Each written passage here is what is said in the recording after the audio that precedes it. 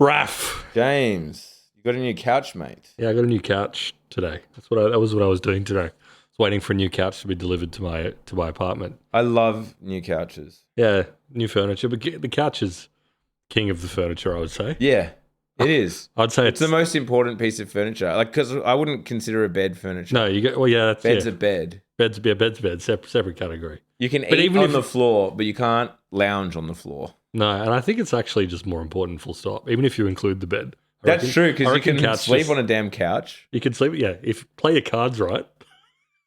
But anyway, while I was getting delivered, so I was waiting around my apartment for this guy to come and drop off the couch, right? And he came in the truck, and you know immediately when a guy gets out and talks to you, you're like, this guy's unusual. Yep.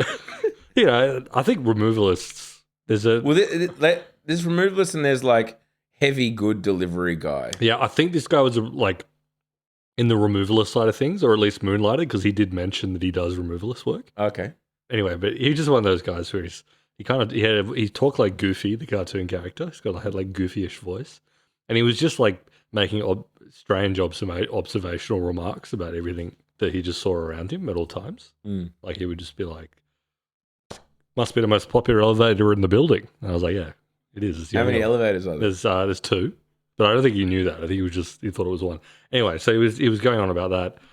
Anyway, at one point he I'm laughing even thinking about it. He was like, I think he butt dialed someone on his phone, and he pulled it out and hung it up. It was like, mate, phones, touch screens, I hate them, mate. And I was like, oh yeah, what do you hate? And he was like, one of these days, it's gonna pull up. I can't even say it. He was like, oh no, we've lost him. He was like, it's gonna pull up a bloody website. It's gonna pull up a bloody website. I certainly don't want it to open. I was like, what are you talking about? Downaround.net to subscribe.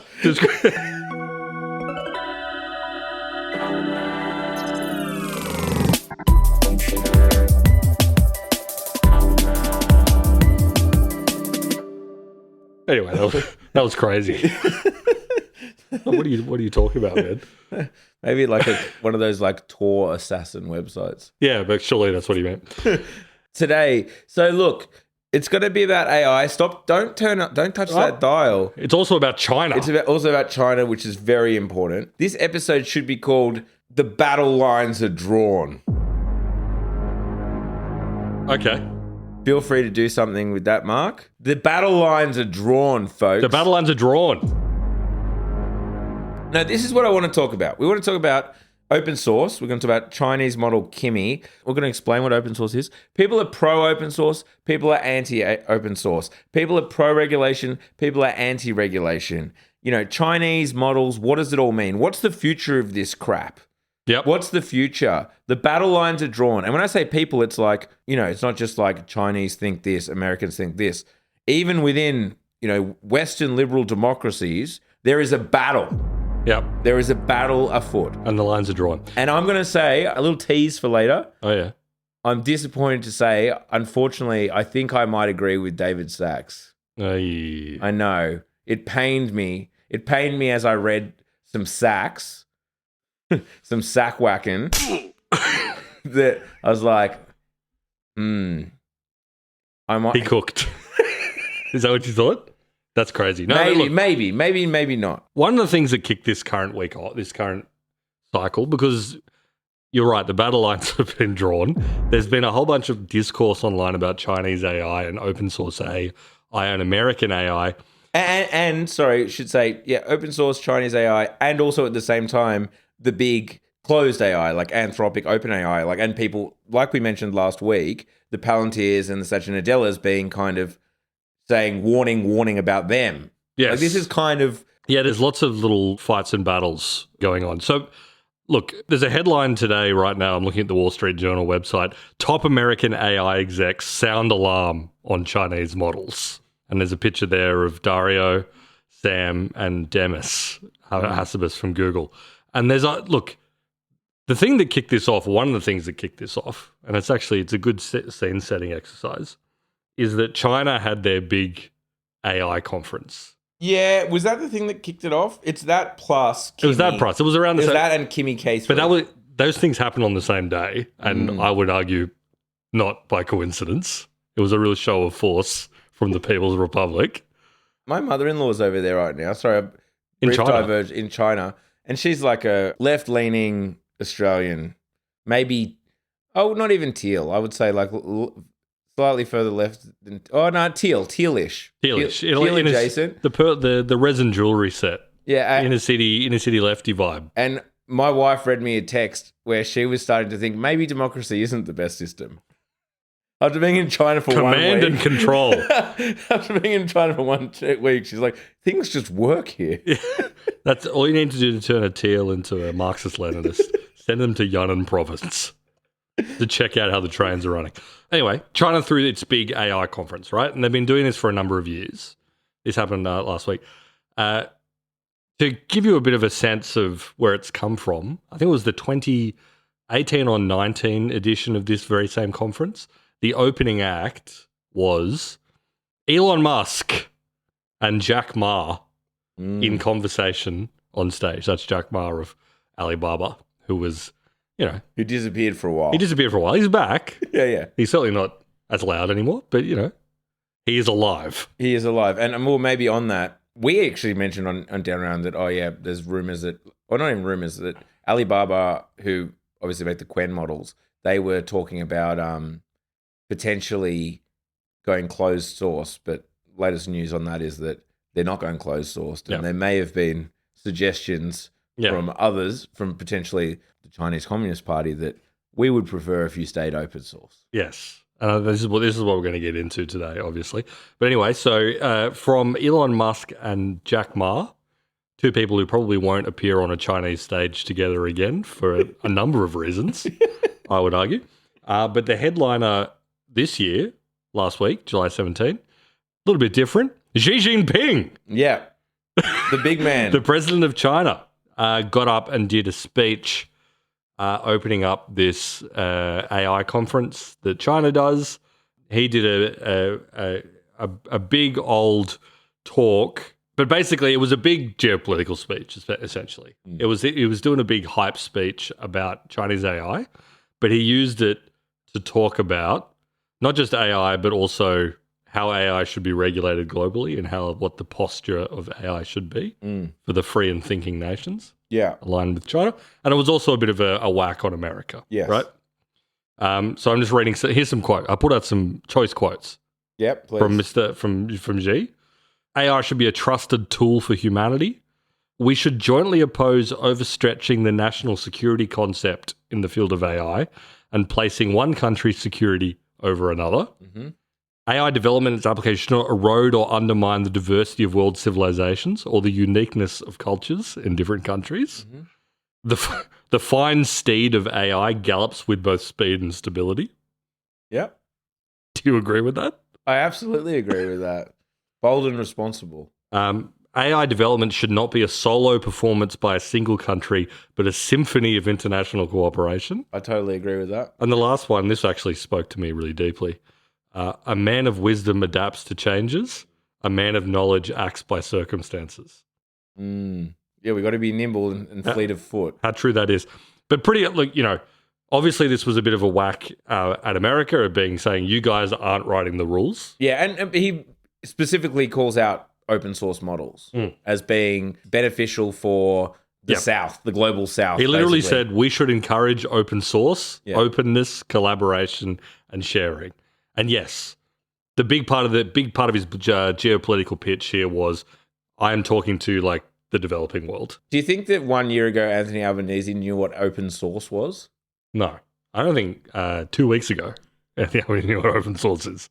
I mean, look, it is funny that it happened 1 week after, or not even a week, just a couple of days really, after Anthony Albanese, Prime Minister of Australia, did his big speech, which was mostly about how do we build data centers without pissing everyone off and making sure that they're contributing to baseload power and all the rest of it. And then on the other side, it was Xi Jinping doing, workers of the world unite.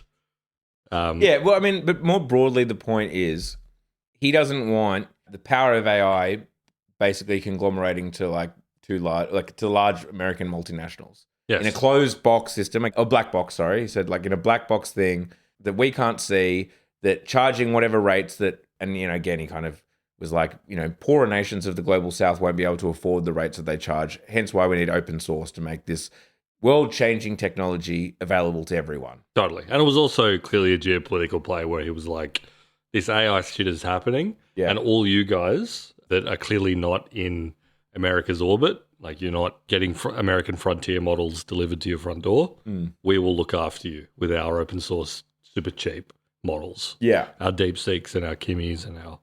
Which nations can build upon. And part of the cultural thing there was like, there needs to be open source so nations can build upon and protect their own kind of cultural history and like have that in the model. Yeah. So you've got like, like that Norwegian guy who's living in India, he can like have his own... He can preserve his unique culture.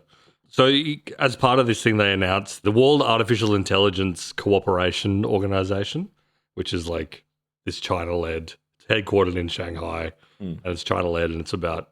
I'll just list some of the countries for you. Algeria, Belarus, Brazil, Cambodia, yep, Cameroon, yep. Congo. We're going in alphabetical order here. We are. I should choose another one. Kyrgyzstan. People forget about Kyrgyzstan. Lesotho. Oh, in South Africa. What the hell? And actually... I'm looking at the countries that have signed the agreement. It is on Wikipedia. It is listed alphabetically, but it stops at Lesotho. So I don't know if they've just not gotten that far down the list, or they looked at a map and they're like, "What the hell? That country's in another country." They need our help. They need DeepSeek to sort it out. Yes. So open source, because people always ask, like, what's the point in a freaking open source model? How do they make money? We should explain that first. And what is open source or open weight? A lot of this stuff is open weight, not open source. I'll explain that as well. So what this means is Kimi K3. This was the model that was released, same time as the speech last week, just after we recorded the pod. I've had a play with it. It's a banger model. Basically, quote unquote, the level of Anthropic's Fable, but, asterisk. Like I've been playing with it. It is good, but it is slow. Fuck, it's slow. Yeah, I don't think they have that many chips. Like, they clearly don't have that much. Well, that was the first thing I noticed, especially after using some of the primarily I'm using a lot of Google Flash stuff. Like, it's slow, but it was good. It was very good at what it did. Yeah, this is the thing. We had another, you may recall, and we covered it extensively on the pod last time. World markets took a pounding at the beginning of last year when DeepSeek R1 came out. It was the first DeepSeek reasoning model and was good enough and cheap, very cheap, that it absolutely rocked people's socks off. They thought the bubble had popped. Yeah. Markets crashed. Obviously, we are a year and a half later and the bubble has definitely not popped. No. But that was probably the first time people actually thought, in a general sense, general population, the media, whatever, these Chinese models are actually quite good. Yeah. And this was another moment kind of like that. Yeah. In the sense that it was... We have this model, Kimi K3, which is the third major release of Kimi, made by Moonshot AI, which is the China-based AI lab and company. And yeah, the vibe is this is getting towards the top level of the models that Anthropic puts out. It's way cheaper.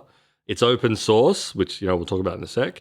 But as you said, it's pretty clear they don't have a massive amount of compute because it's very slow. Well, they've turned off subscriptions. And okay, so here's the business model. What's open source?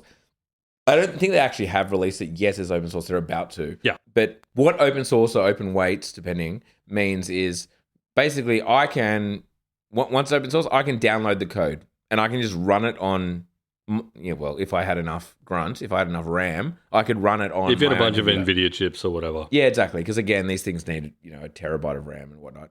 But like a business could ostensibly... and can and will, I'm sure, run it on their own servers. Either you can rent a bunch of servers and they're just yours and you can do whatever you want with them and you put it on them, or you could literally just buy some graphics cards. You could buy some, most likely NVIDIA setups or Huawei and run it on that locally. So it's like, okay, wait, why would they do that? they're giving it away for free. Firstly, most people aren't going to do that. So they still have the typical business model, the same business model that Selling through API. Yeah, selling via API and subscription. Like you can still just go to the website and sign up like it's ChatGPT, like it's whatever, Gemini, whatever. A lot of people do that for DeepSeek. A lot of people signed up for DeepSeek subscriptions. Yeah, and because that way you get cheaper tokens, and it's just what you use because it's cheaper. Yeah. It's very good and it's cheaper. I want to be to be clear, all the Chinese models are cheap compared to their American But it's not nothing. It's not nothing, but they are cheap. Yeah. But DeepSeek is really fucking cheap. Yeah. Obviously, it's heavily subsidized. They're doing something. Obviously, don't get me wrong. Trading. It's got to be there's that. Clearly, it's a cracked team at DeepSeek, and they do lots of crazy efficiency stuff. But it's also I did some massive long run tasks on DeepSeek V4 Pro, their latest one, and it was after basically running all day, it was 20 or 30 cents or something ridiculous. Yeah, right? It was ridiculous. Because even Kimi K3, that will still cost you cash. It's not. And DeepSeek is nowhere near at the moment the frontier, but it's for that price, I was that's crazy. Yeah, that is crazy. Okay, so why though? Why not just be closed source? Why not just keep it proprietary and be like the others? The big play is creating the developer ecosystem. And if you remember, our chats about Meta, this was the same kind of conversation. Being, okay, cool.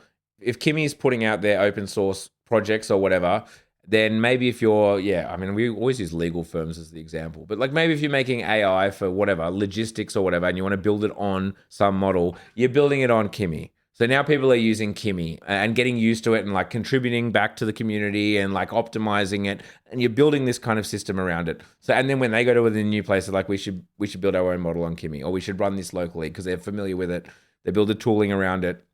People start optimizing it for various different pieces of hardware, et cetera, et cetera. That's kind of the whole idea with open source, and why more broadly you can see why China and Xi are pro this. They're we would like the developer ecosystem to basically be built on Chinese tech. to be reliant on China for sure. I mean, and because at the same time, you have OpenAI and Anthropic or whatever, and that's lock-in. So I'm using OpenAI, and I have to keep paying them. I can't see what's happening in there. I'm kind of at the whims of whatever their pricing model is, et cetera, et cetera.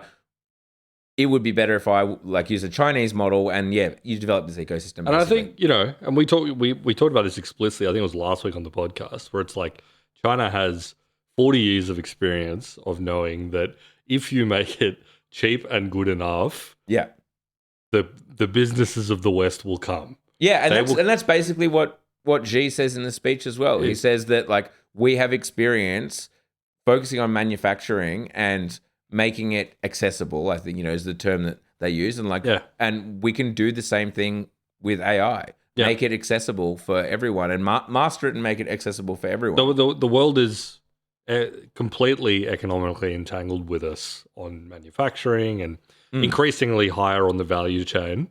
It's we can do exactly the same thing with AI. Yeah, and he says, and as it gets increasingly incorporated into robotics, we'll be the leaders in that too. Yeah. Probably. Yeah, and I mean, this is actually part of it's China's latest 5-year plan started this year, and the focus of it is what they call the new productive forces, and there's a whole list of things, but the two ones that they always bring up are AI and quantum. AI and quantum are the leading two new productive forces that we need to lead in, and we need to make it, mass produce it at a high quality and make it cheap. And as in the past, these businesses will come knocking on our door. Yeah, it doesn't matter what, the price will bring them to China. Okay, some data points to show why this is working, and then let's get into all of the various kind of people who are for it and against it. Data point 1, Open Router.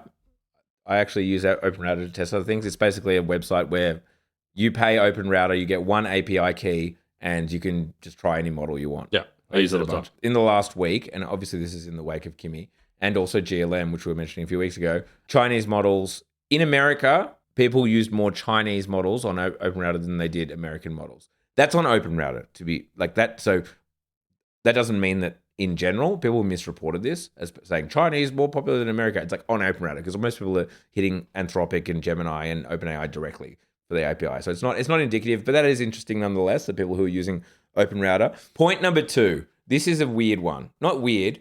This speaks to, I guess, where we're going to go in this conversation. Hugging Face, which is a New York-based company that is basically like, what do they call themselves? They're like GitHub for AI, I think they kind of call themselves. It's like the place where you can host your models. If you make a model, an open source model, you can put it on Hugging Face and make it broadly accessible. Yep. It's like they're basically the bastion of open source. They got hacked.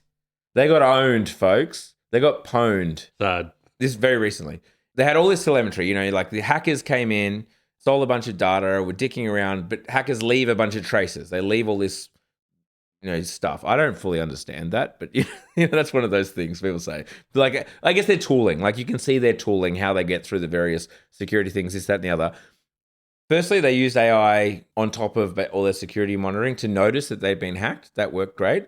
Then they start feeding in what the hackers had done, all the data. Basically, they're like, here is all the places that hackers entered, and like putting in all of their logs and everything. The American models all came back and were like, we can't do that. We're not processing that because it had like malicious intention like within the code that they were uploading. They had to use GLM 5.2, the Chinese model, which did a bang up job, identified everything, told them where everything went wrong. But they were this is an American New York based company, was forced to use a Chinese model in order to basically do incident response, like remove hackers from their system and to understand exactly what had happened because the American labs wouldn't do it. They got the automatic like, nah, we're not touching that. Fable doesn't. Yeah. Exactly. That is quite a pickle that we've found ourselves in. Yeah, and this comes back to, actually, this is a thing that people have been talking about a lot this week online because as they've been talking about all the China stuff. And I think, in a sec we'll get into like some of the particular avenues of discourse. But one thing they keep coming back to is like, following on from all this Chinese stuff we're talking about, the Chinese people are not that worried about a lot of the risk stuff. Yes, they are worried about it to a certain extent, and Xi addressed it. They're not worried about like a super intelligent, self-replicating AI that becomes a massive cyber risk. No, and we've been talking about this on Down Round. They're not AGI pilled. No. I was reading, it was so funny we mentioned that, I think like last week or the week before, because then I saw a bunch of people online being like, there's just like I'm plugged into the Chinese AI discourse, and if you come in and talking about there being like we're building God in a box or whatever, they'll be like, what the fuck are you talking about? We're building some cool new software. Yeah. That's like very good for production. Yeah. And as a result, maybe I don't know if we're China pilled or they're Down Round pilled, but that's been my take this entire time. Yeah, exactly. They're just not. They're serious people. They're not worried about this crap. That's part of it. Is like, while everyone is freaking out about, and yes, there is also the aspect of like, I'm sure that the Chinese leadership is like, yeah, let's cause a bit of chaos in the West. Sure, that wouldn't be the worst thing for us in the world. But yeah, this idea that open source is more unrestricted and not tied up in all this Bay Area rationalist cybersecurity shit. And I will say, I know I teased at the top that like I may have agreed with Sachs. This is one of the more kind of, it's annoying that this all gets conflated because it's basically one angle, one quadrant of people is like, they're pro open source because American AI companies are too woke. And this kind of gets conflated with this. It's like, see, they couldn't even use the good old American ones because they were too woke. They're too woke, which is like a real conflation of like cultural war issues. With I will say, it's been a while since I've heard someone complain like Claude is too woke. Yeah, true. It's like a more ethereal, high-minded, like the criticism is about wokeness. You're right. The word woke has kind of disappeared, to be honest. Well, I mean, there's that, but it's also like it's more that like they think that they should be in charge. The criticism. I genuinely think part of it's downstream of the fact that Elon doesn't talk about that anymore because he's selling compute to Anthropic. Yeah, right. So he no longer talks about. It's been ages since I've heard him talk about how Grok is the maximally truth-seeking AI that will tell you the truth about gender or whatever. Yeah. He just doesn't say it. And part of it is because Anthropic is now one of his biggest customers. and is giving him, like, what is it, like $2 billion a month or some extraordinary figure? Yeah. Like, whatever. Yeah, which, I mean, again, for all Elon's, like, shoot from the, like, saying dumbass shit regularly, it is amazing how disciplined he is on certain topics. Again, he's never been critical of China. He's never. Like, this is a bloke who's just, like, calling heroes who rescue children pedophiles, you know, and he's just, like, still disciplined enough to just not mention China. Just China does not come up. And, like, he's happy to talk about, like, how the American electoral system is corrupt and voter ID and fraud and, like, Joe Biden stole the election or whatever. But I'm sure he will never, ever say, and China intervened in that election. Yeah. Like, he's just not going to do that. You know, obviously. Same as, like, yeah, it's like saying the craziest shit about whatever, like trans people, like, secretly having some kind of hold over, like, various institutions of, like, government or the public sector, but, like, just won't mention Anthropic anymore. Yeah, exactly. Totally. Anyway, is what it is, folks. And I will kind of say there is some irony. I don't know, maybe irony is not the right word, but I think that I'm using it correctly here. In, like, let's be honest, in cyberspace, like, who would the United States' number one enemy be, or, like, you know, adversary in cyberspace be? I mean, look, don't get me wrong, the Russians have got some elite hacksaws as well, but, like, I would assume that Chinese and the Americans are going at it with regards to, like, the InfoSec. And now you've got an American company, an important American company, using Chinese AI to protect themselves from cybersecurity. Yes. Like, because this is the thing that's now bubbling up, and this is what's happened. I think the Kimi release kind of kicked this into gear. You know, I mean, like, the assumption now is, all right, for a while it seemed like the Chinese AI were like 12 to 18 months behind America. Then it was 6 to 12, and now with something like Kimi K3, you're like 3 to 6 months behind, right? Oh, I mean, weeks, right? Like, when did Fable's public release was like a few weeks ago. Yeah. But again, I know people dispute whether it's, like, actually that good. Yeah, exactly. And in practice, because again, benchmarks, who fucking knows? Yeah. But even if you agree it's not nearly as good as Fable, is it only close. 3 to 6 months behind? Whatever. Yeah, and plus, as people say, like, you can't use Fable for, like, you can't use Fable for anything to do with AI development. Yeah. You can't really use it for InfoSec. You can't use it for cyber because that's all the mythos or whatever. In all of this, Google's position seems to be, like, just kind of do everything, which I think is always Google's position. It's like they've got open source stuff, they got proprietary closed model stuff, they're doing AI safety stuff, but they're also doing the infrastructure behind it, they're doing the chips. It's just like, let's just do everything and then see how this plays out. Yep. And here's the other thing that's, like, I probably should mention it now because it bubbles up in the background, is, like, dictates a lot of this conversation, is this whole conversation about distillation. Yes. Okay. This is where, yes, I want to talk about distillation. I've got two points I would like to make by the end of this episode. One of them is about distillation and the other one is about open source and, like, stopping open source. And maybe we'll get to it, but I'll lay it out right now. I think stopping distillation is a lost cause. We'll explain what distillation is in a second. Stopping distillation is a lost cause. Stopping open source is a lost cause. Okay. Yeah, I agree with those. So distillation, what's distillation? So distillation, and this is one of the sore points between the American closed source big companies like OpenAI and the Chinese companies. Distillation is when you train your model, your open source or whatever model, on the outputs of another model that was created by someone else. Yeah, I mean, but my understanding, and this could be not technically sound, but my understanding is you got a big pre-training thing where you're, like, tying together all your, you know, you've got all this data and you're drawing connections between the data, and a lot of that distillation is, like, the post-training, you know, element, or, like, it's like basically part of that reinforcement learning thing where it's like I'm putting a question into Claude and it's giving me an answer, and, like, I'm comparing that to the answer that mine did and try and make mine more like more like Claude's. Yeah. Basically, there's many different techniques they use, but the idea is that, you know, the people that are working on DeepSeek or working on GLM or whatever will have a ton of different, you know, Claude APIs pulled up. Yeah. And they're just outputting answers and all sorts of different stuff, math and reasoning and general knowledge and whatever.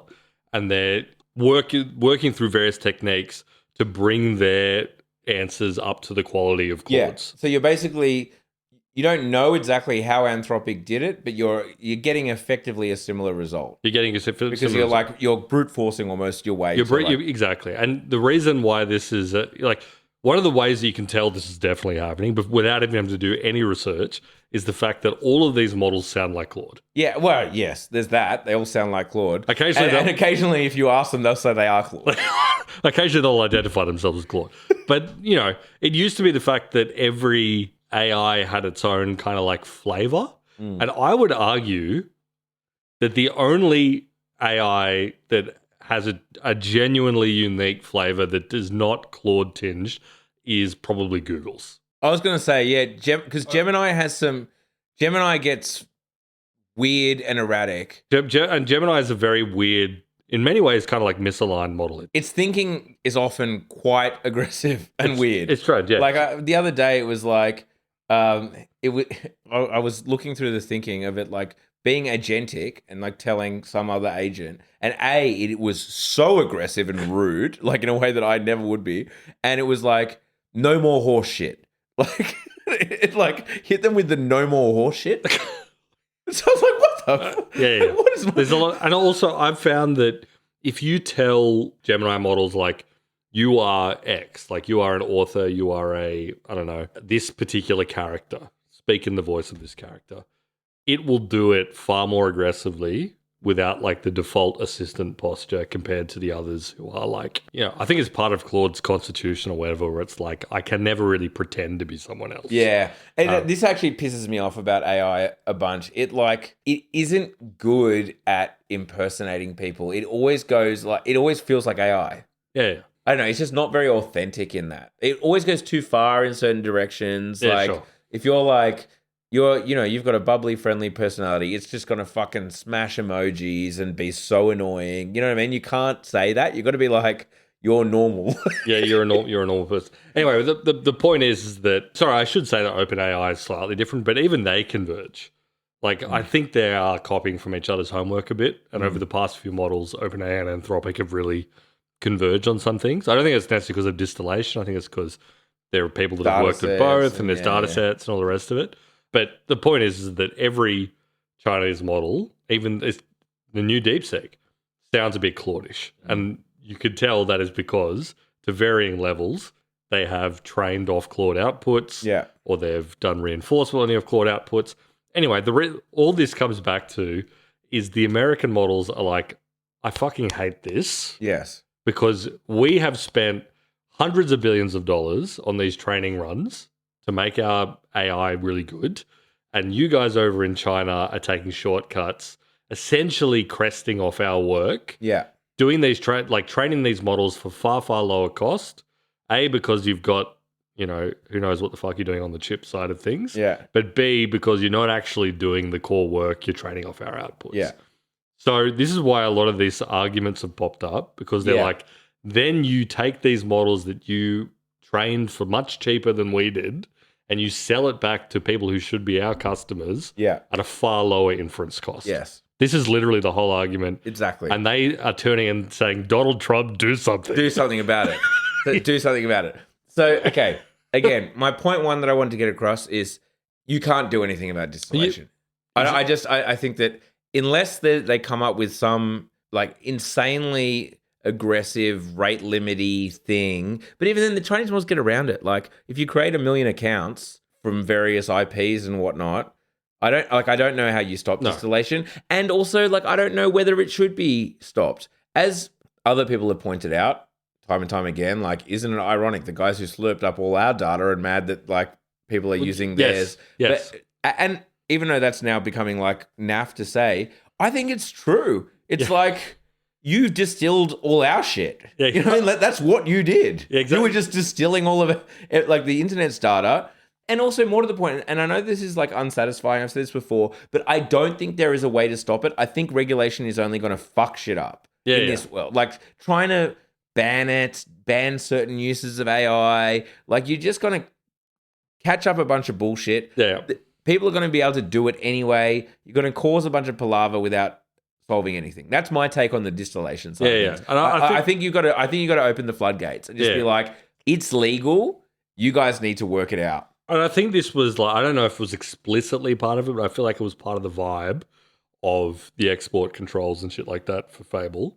Yeah. This whole idea that if you put it out into the world, not only can like bad actors use it for cybersecurity shit or whatever they thought, but also you're putting this IP out in the world that these Chinese labs are just going to take and like build their own stuff off. I do think that point is true. It's like no matter what you think about, what we should do in regards to copyright to build these models or whatever, it is also true. It's like, yeah, I mean, you sort of looted the world's content to build these things. Yeah. And now it's a new kind of content that anyone can access, right? Yeah. Like you downloaded this stuff from the free web. Yeah. And sure, your eggheads did some tricks on it. They did some floating point math. Yeah. But it doesn't belong to you. Yeah, totally. Yeah, so there's that. So case in point that it was like really fascinating because this also ties into, so this is one camp. When we draw the battle lines, one camp is the major model makers. And that is basically Anthropic and OpenAI, to be perfectly honest. Because Google floats in a weird thing. They do open source models. They do open source. They do kind of everything. So like OpenAI released one open source model after everyone yelled at them for ages. Yeah.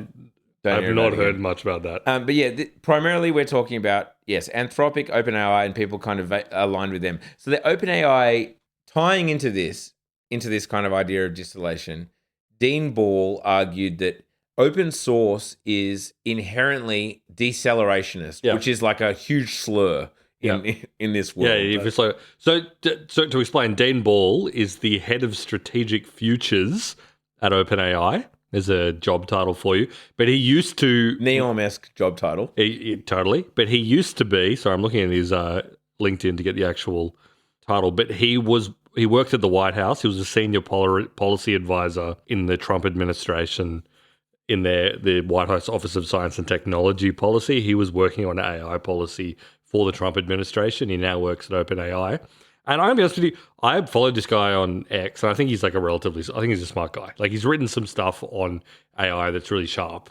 But he has become a hated figure this week. Because he did this thread where he basically said open source is inherently decelerationist. Yeah, and again, sorry to reiterate, that is that's bad. One of the worst things you could be. Because this is like EAC, like this is like adjacent. You're slowing down progress. You're slowing down progress, exactly. And his thinking was the reason you're slowing down progress is these open source models come out, they basically disincentivize the massive capital expenditure you need to make AI good in the first place. Yeah, the frontier labs. Because you just know that you're removing the capital investment and the venture capital and et cetera, and investment into frontier AI labs. You're commoditizing it. You're bringing the value down, and you're bringing it down to a place where I'm gonna read this because I thought it was really funny from his thread. It deters further AI capex, and the endpoint is, quote, full AI communism, where AI becomes a state-provided public infrastructure rather than the market product. Which he described as being a, quote, dystopian hellscape. I mean, that mega bearish signal for OpenAI and Anthropic investors. Hyper bearish. And this is because this is the kind of shit he was writing 6 months ago when he was sort of come out of the Trump administration. He was an AI analyst policy guy. And as I said, I thought he was quite smart, whatever. You can't fucking say that stuff when you now work at OpenAI because everyone freaks out. No, I mean, what he's saying, to reinterpret, is we don't have a sustainable business model if open source is allowed to exist. If the Chinese are able to do this, yeah. And as I said before, and what I wanted to get to as well is like, you can't fucking stop open source. You can't stop distillation. You can't stop open source. What are you going to do? How are you going to stop the Chinese from making open source models? I think that, therefore, by your logic... By his logic, though, it's like we're uninvestable. Yeah, I thought that was crazy because the final part, the thing that actually pissed everyone off is he did this long thread about this. It's disincentivizing investment in frontier AI or whatever. And then at the end of it, he basically goes, he predicted that the Trump administration would, quote, create large amounts of regulatory risk around the use of open weight Chinese models. So basically... he doesn't think they're going to ban them because that's probably very hard. But he predicted that Trump was basically going to strongly disincentivize American companies from using these models. Yeah. And after he did that thread, there's been reporting in the Wall Street Journal, I think it was New York Times as well, that the Trump administration is thinking about how can we encourage American businesses not to build their systems on DeepSeek or Kimi or whatever. Yeah. And everyone freaked out at Dan Ball because they were like, you are because you work at OpenAI, which is a fair thing to say. Yeah. You are basically begging Trump, save us, daddy. Yes. Ban this stuff. Regulatory capture. And this is why. So, yes. So, that's one of in the battle lines have been drawn. You have OpenAI / Anthropic to a lesser extent. It's more OpenAI, seemingly, this push coming from, saying, do what you can to effectively ban open source, do what you can to effectively ban distillation. And ultimately, it's like because, and there's slightly two sides within this, it is better off the power being with OpenAI because we're a good old American company and you can kind of trust us and we'll work with you, or Anthropic because like we are geniuses and we're the ones who should be controlling the cyber god, whatever. Yeah. Only we should be able to control this technology. That is one element of the battle lines. And this is where I unfortunately have to come down with David Sachs et al. And those sides of the battle lines. And there's more sides. I'd say President Xi is in another. The battle lines here is he's running his own race. Yeah, but like the noble steed. Exactly. That's another. So in the battle line situation, battle line quadrant, it's a matrix. President Xi, China, open source, everything we discuss up top. That's one element. Now you get to David Sachs and them. Like, I don't think if your business model doesn't work unless you're banning all of the cheaper competitors, which by the way is probably better for consumers if you're pushing the price down, then get a new business model. Like, you got to work it out, champ. You got to figure it out. You got to figure something out. And like, that is literally regulatory capture. Like, that is that is bad for everyone. In that, like, little old me, especially down here, down south. Yeah, exactly. Like, we don't get any fucking benefit out of either you creating a cyber god or just you being the most powerful company in the world. I would like our businesses to be able to build on like cheaper open source models. I'm sorry. Yeah. Who gives a fuck if they don't mention Tiananmen Square? Tiananmen Square. Who cares? Yeah, exactly. Like, sorry. Like, I thought that was telling. Like, everyone got mad at him, but I'm like, that is so bearish. Yeah, I agree. And it was funny that his defense now is he was like, I'm still kind of writing like I'm a policy guy. I'm not saying that Trump should do this. I'm just predicting that he might. And I'm like, well, bro, you work for OpenAI now. Like, Yeah. you're the head of strategic futures. Like, people are going to assume that you're speaking on behalf of the company. But, the other side of it, I mean, and this looms over all this other geopolitical shit we've been talking about. Banning Mythos, whatever, export controls, all the rest of it, where it's like from 2022 through to 2025, San Francisco was running wild. San Francisco was getting over their skis. They were doing shit that Washington, D.C. didn't fully understand, didn't have their head wrapped around and wasn't fully getting. Yeah. And I think the polls have been inverted a bit, where it's like, I don't think San Francisco understands Washington, D.C. And you're really running up to the point where it's like, this is now thoroughly in the realm of great power competition. Yes. This is obviously it's been US versus China for a while, but now it's like rubber is meeting road. Yes. You had fucking Xi Jinping getting up and saying, this is our strategy. Yeah. This is how we unite the entire developing world against you. Against you. The Belt and Road Initiative, that was our last thing. This is now. Yeah. And Xi, who probably, has no fucking idea what AI is, but knows this is China's next thing. Yeah. This is how we're making shit work. And in the background, they're building up, they're using their unbelievable basin of talent, which they have. Yeah. I know there was that other side point that all these fucking ex-morons were arguing about, where it was like the moonshot AI, the Kimi dude, like his education was in America. He learned everything. He went to American colleges, American universities. He moved back to China and started moonshot.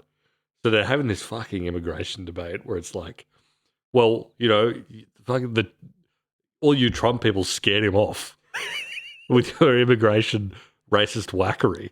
And it's like, no, this is, China is ascendant. Yeah. Like they are actually a power now. Yeah. And sometimes people are going to want to go back. Well, quite frequently, it turns out. Yeah, quite frequently. The point, I just see this as part of at some point, if you as the labs beg, save us from China, you are going to end up what Dean Ball was talking about, where the US government says, okay, sit the fuck down. This is our show now. Yeah. You work in our labs. Yeah. Yeah, that Right? is very true. But, also you end up in the same position as as Ford, as manufacturers or whatever, Yeah. as the textiles. I will say also, I know I just threw myself in with the David Sachs of the world. Yeah. Well, to be clear, what was David Sachs saying? He was basically saying, because he is a total let it rip guy. Yeah, he's a let it rip guy. And this is what's unfortunate, and this is why I actually don't throw myself in with him. Yeah. Actually, so him and a lot of that kind of VC world, they're like, we don't want woke companies, but I think they're kind of just doing culture war stuff there. Yeah. What it effectively is, they're pro open source, but I think it's because, look, they're VCs. They want to invest in businesses. They want startups to be able to. They don't want all of the margin swallowed by OpenAI and Anthropic. I think that at the end of the day, that's it. They invest in startups. They want startups to be able to access cheap models and take that margin themselves and build viable businesses. If you have regulatory capture, if you have these businesses that are protected by the government and they're basically the only models you can use, because there's also talk of setting up government things that have to approve each new model and blah, blah, blah, blah. If you have to, in order to use frontier AI, you have to go through 2 or 3. They're going to capture all the value, right? That's the whole thing. Once you're, a duopoly, whatever it is, once you're one of the only options, you can charge high margins. And that's the margins that they're trying to protect. That's exactly what Matey from OpenAI is saying, is we need to protect our high margins so that we can use them to reinvest in our next training runs. Models. But if you allow open source, our margins will be compressed because we have to compete with them, and therefore we will not be able to train our larger models. He's literally saying that. Totally. And so if you're a VC and you want to invest in startups, you want startups to be able to take that margin. You know? Yeah, they like to be using Chinese models, using open source, so that they're paying the smallest amount of margin on their tokens and making the margin on their product. Exactly. Yeah. So obviously they're talking their own book. And then I should say, there's probably we up to 4 or 5 categories with the battle lines is a genuine open source people. Oh yeah, there are the genuine who they haven't changed in 40 years or 50 years. Those guys where it's I should be able to do whatever I want on my computer. And it's okay. I think that's great. I agree with you, but I'm not throwing them in, but they're a different category. But there's lots of them. There's tons of them around. And their mission is noble, but also I feel kind of irrelevant right now. It's No, but that's the kind of. No, but it's not irrelevant. No, it feels irrelevant. It's funny that it feels. I guess it's the Mistral kind of thing, right? It's a researchy thing. China is not thinking about open source in the same way that the Linux guys are thinking about open source. They're on totally different planets. It's just not even, it doesn't enter this weird, obviously open source software emerges from this kind of communitarian, libertarian, American ethos that's been exported globally. China's a different operating system.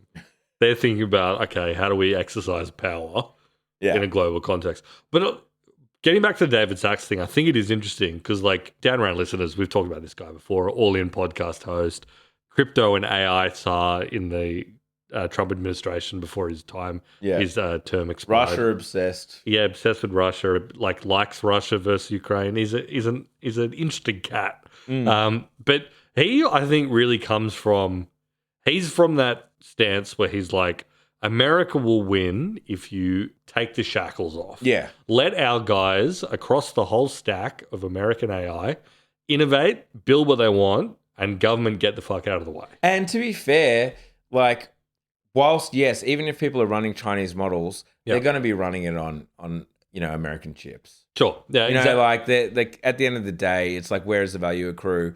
And people in Western countries are going to be running it on Western clouds. Yeah, You're yeah. running on AWS, Google, Azure anyway. Because that is the other like angle. We talked about this last week. You then have the Microsoft / Palantir side of things where they're like, they also don't want all the value captured by OpenAI and Anthropic, and are like, businesses need to diversify where their models come from so that they can ultimately own the data, blah, blah, blah. Yeah. So, I mean, interestingly, it feels like there's almost four wings who are in some ways anti OpenAI and Anthropic. And again, as we said last week, you can see why, because all of a sudden you're like, wait, hold on. These companies are worth $1 trillion, more than $1 trillion, that really only kind of came to prominence. They released a product like 2 or 3 years ago. They're feeling worried. All these people are against those two. But those two seem to be, or like that kind of regulatory capture angle does seem to be possibly winning the day. Even though, as I said, I just think it's such a dead end trying to like somehow stymie or ban open source due to by creating government departments that approve models or whatever, when that ain't happening in China, or weird distillation laws and things like that. It's not happening. It's like the fight is already lost. Yeah, no, in my opinion. I agree with that. But I think I feel like that sort of David Sachs posture where he came to the White House in end of 2024 and said, beginning of 25, and said, my goal here is to make sure that we don't install some sort of like domestic American restraint on the development of AI models. Yeah. Or like the development of AI companies or whatever. And like that will result in us winning. It feels like that faction or that posture is just kind of lost. Yeah. Because they're like, it seems like the general vibe is we must do something. Yeah. Like this is war. This is like the space race. This is but then at the same time, I feel like they're kind of shooting themselves in the foot with the Anthropic stuff. Yeah. Like it is crazy that Hugging Face had to use a Chinese model. Like, is that not? That's actually crazy because of regulations that were put on to Claude, which it's yes, I know. Like, and I know we haven't talked probably enough about like the safety issues and like cybersecurity and whatever. Yeah. But like, I still believe that the restrictions that were put on Claude Fable are downstream of Pete Hegseth and like them having like a squabble. yeah. Like there was some kind of bitterness to that. And also I'll reiterate, this is why, and we said it at the time, this is a down round dub, we predicted this. Claude releases Fable. It's too scary for anyone to use, or Capybara, or whatever it was at the time. Like, it's too scary. This is too scary a model. Yeah. And as we said at the time, they were saying this about like GPT-2. Like, it's too scary for the people to use. Yeah. Few weeks later, and it's like, oh yeah, Chinese model does it. Yeah. Like, and all of a sudden you've got like Fable with all these restrictions, and people are literally just take your pick of a bunch of different models that are around there, there or thereabouts, like close enough, but without the restrictions. Yeah. Yeah. While they're still saying it's too scary for us to not have like restrictions on. Yep. It's cringy. Yeah, no, it's a I bad agree. look. I don't know if letting it rip is the answer, but no. We'll move on to the premium episode in a second, but I'll leave with a final thought. So I did just draw the comparison that it's a bit like the US-Russia space race, bit of Sputnik, a bit of moon landing, what have you. But now it's between the US and China. Can I just say, cosmonauts? It's a big L for everyone as a contemporary person dealing with the geopolitical struggle of our time. Back then, if you landed on the moon, yep, you got the dub. You won that shit. You got the dub. I resent the fact that I'm reading fucking SWE bench results. And I'm looking at it and I'm like, oh, fucking Kimi K3 beat Opus 4.8 by 1.3 on SWE bench. This shit. It's like fucking Dragon Ball Z. I mean, I only watched it is. As a kid. It's like Goku got to like level 200, but then like you skip ahead 3 series and they're at level 10,000. Like, what does it all mean? Yeah, the power levels. Super Saiyan level 4 or whatever. There was lots of. I mean, again, number go up. No, it does go up. Folks, premium episode. We're going to keep the AI theme, but it's going to be about the egg. AI computers. AI computers. And also, early down round joke, True? Question mark? Question mark? Question mark? Anyway, that's a big sell, folks. If you just want to hear us keep talking, don't worry about the topic. We're going to continue to talk on the other side of the paywall, and you won't be there if you're not subscribed. Downaround.net. Hit it up. Become a Down Around premium subscriber. You get an extra episode every single week. You join our Discord. All the rest of it. It's a very lively community, folks. We will see you on the other side of the paywall.